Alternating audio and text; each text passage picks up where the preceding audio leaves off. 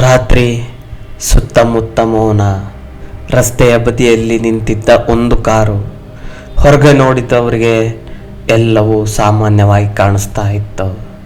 ಆದರೆ ಆ ಕಾರಿನ ಒಳಗೆ ಜೀವಕ್ಕಾಗಿ ನಡೆದಿರಬಹುದಾದ ಒಂದು ಮೌನ ಹೋರಾಟ ಈಗಾಗಲೇ ಮುಗಿದಿತ್ತು.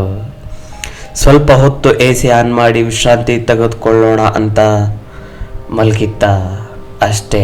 ಆ ಚಾಲಕ ಯೋಚಿಸ್ತಿರ್ಬೋದು, ಆದರೆ ಆ ಒಂದು ನಿರ್ಧಾರ ಜೀವ ಕಳೆದುಕೊಳ್ಳುವ ಮಟ್ಟಿಗೆ ಹೇಗೆ ತಲುಪಿತ್ತು.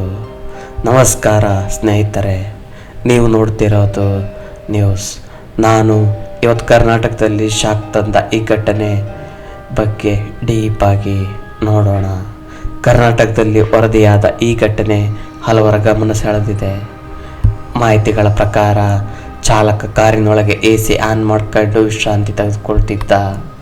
ನಂತರ ಪ್ರತಿಕ್ರಿಯೆ ಇಲ್ಲದೆ ಕಾರಣ ಅನುಮಾನ ಬಂದು ಪರಿಶೀಲಿಸಿದಾಗ ಆತ ಮೃತ ಸ್ಥಿತಿಯಲ್ಲಿ ಕಂಡು ಬಂದಿದ್ದಾನೆ. ಆದರೆ ಇಲ್ಲಿ ಮುಖ್ಯ ಪ್ರಶ್ನೆ, AC ಆನ್ ಮಾಡಿಕೊಂಡಿದ್ದರಿಂದಲೇ ಸಾವ ಅಥವಾ ಬೇರೆ ಕಾರಣನ? ಇದು ಹೇಗೆ ಸಾಧ್ಯ? ಸಾಮಾನ್ಯವಾಗಿ ಜನರು ಒಂದು ಮಾತು ಹೇಳ್ತಾರೆ, ಕಾರಲ್ಲಿ AC ಆನ್ ಮಾಡಿ ಮಲಗಬೇಡ, ಅಪಾಯ ಐತೆ ಅಂತ. ಇದರಲ್ಲಿ ಕೆಲವು ಸಂದರ್ಭಗಳಲ್ಲಿ ಅಪಾಯ ಇರ್ಬೋದು, ವಿಶೇಷವಾಗಿ ಎಂಜಿನ್ ಎಕ್ಸಾಸ್ಟ್ ಹೊಗೆ ವಾಹನದೊಳಗೆ ಸೇರುವ ಪರಿಸ್ಥಿತಿ ಇದ್ದರೆ. ಇದು ಬಣ್ಣವಿಲ್ಲ, ವಾಸನೆ ಇಲ್ಲದ ಅನಿಲ ಹೆಚ್ಚಾಗಿ ಉಸಿರಾಡಿದರೆ ಅಪಾಯ.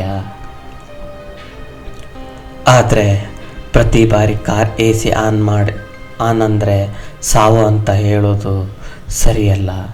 ವಾಹನದ ಸ್ಥಿತಿ, ಗಾಳಿಯ ಸಂಚಾರ, ಎಕ್ಸಾಸ್ಟ್ ಸಮಸ್ಯೆ ಇತ್ಯಾದಿ ಕಾರಣಗಳ ಮೇಲೆ ಅವಲಂಬಿತವಾಗಿರುತ್ತೆ. ರಾತ್ರಿ 1 ಗಂಟೆ, ದಿನವಿಡೀ ಡ್ರೈವಿಂಗ್ ಮಾಡಿ ದಣಿದ ಚಾಲಕ, ಕಣ್ಣುಗಳು ಮುಚ್ಚುತ್ತಿವೆ. ಇನ್ನೂ ಸ್ವಲ್ಪ ಹೊತ್ತು ಅಂತ ಕಾರ್ ನಿಲ್ಲಿಸ್ತಾನೆ. AC ಆನ್ ಮಾಡಿ ಸೀಟ್ ಹಿಂದಕ್ಕೆ ಸರಿಸಿ ಮಲಗ್ತಾನೆ. ನಿಶ್ಶಬ್ದ. ಬೆಳಗ್ಗೆ ಜನ ಗಮನಿಸ್ತಾರೆ, ಒಳಗೆ ಚಲನೆ ಇಲ್ಲ. ಓಡುತ್ತಿರುವ ವಾಹನದಲ್ಲಿ ದೀರ್ಘ ಸಮಯ ನಿದ್ರೆ ತಪ್ಪಿಸಿ. ಎಕ್ಸಾಸ್ಟ್ ಲೀಕ್ ಅನುಮಾನ ಇದ್ದರೆ ತಕ್ಷಣ ಸರ್ವಿಸ್ ಮಾಡಿಸಿ. ಮುಚ್ಚಿದ ಗಾಳಿಯ ಸಂಚಾರ ಕಡಿಮೆ ಇರುವ ಜಾಗದಲ್ಲಿ ವಾಹನ ಇಡಲೇಬೇಡಿ.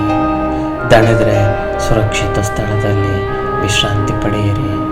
ಆದರೆ ಪ್ರಾಪರ್ ವೆಂಟಿಲೇಷನ್ ಇರಲಿ. ಒಂದು ಚಿಕ್ಕ ನಿರ್ಧಾರ ದೊಡ್ಡ ಪರಿಣಾಮ ಕೊಡ್ಬೋದು. ಆದರೆ ಫ್ಯಾಕ್ಟ್ಸ್ ಗೊತ್ತಿಲ್ಲದೆ ಭಯವೂ ಬೇಡ. ಅಧಿಕೃತ ತನಿಖೆಯ ವಿವರ ಬಂದ ಮೇಲೆ ನಿಜವಾದ ಕಾರಣ ಸ್ಪಷ್ಟವಾಗುತ್ತೆ.